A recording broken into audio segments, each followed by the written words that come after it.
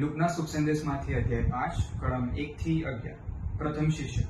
એક દિવસ ઈસુ ગંગસેરસ સરોવરને કિનારે ઊભા હતા અને લોકો ઈશ્વરની વાણી સાંભળવા માટે તેમના ઉપર પડાપડી કરતા હતા. એવામાં તેમણે બે હોડીઓને કિનારા પાસે પડેલી જોઈ.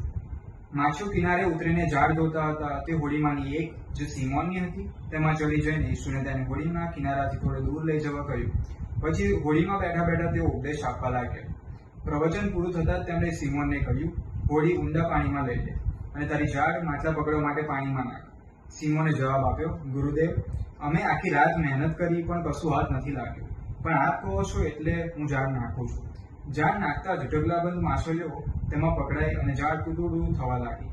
એટલે તે લોકોએ બીજી હોડીઓમાંના સાથીઓને મદદે આવતા ઇશારત કરી. તે લોકો આવ્યા અને હોડીઓ એટલી ભરાઈ ગઈ કે ડૂબું થવા લાગી. આ જોઈને સિમોન પીતરે ઈસુને પગે પડીને બોલી ઉઠ્યો, પ્રભુ, મારાથી દૂર રહેજો, હું પાપી છું. તે અને તેના બધા સાથી પકડાયેલી માછલીનો ઢગલો જોઈને આશ્ચર્યમાં ગરકાવ થઈ ગયા હતા. તેના ભાગીદારો જબદીના દીકરા યાકોબ અને યોહાનની પણ એ જ દશા હતી.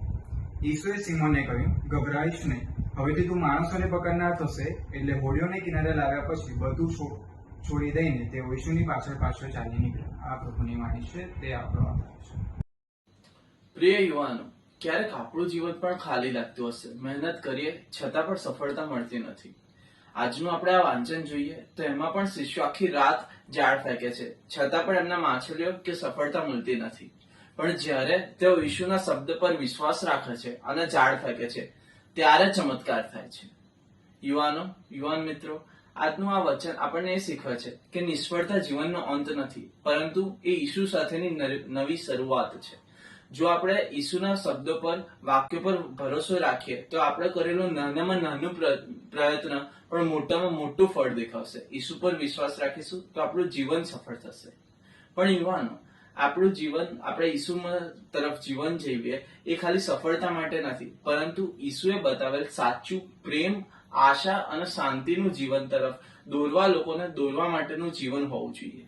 આપણે લોકોને ઈસુએ શીખવેલ સાચું જીવન કેવી રીતે જીવવું એ માટે દોરવા જોઈએ. તો યુવાન મિત્રો, ચાલો આપણે પણ ઈસુ માટે આપણું જીવન અર્પણ કરીએ અને તમે પણ ઈસુએ શીખવેલ સાચું પ્રેમ, શાંતિ અને આશાનું જીવન તરફ લોકોને દોરો, લોકોને સાચા જીવન તરફ દોરો. આમીન.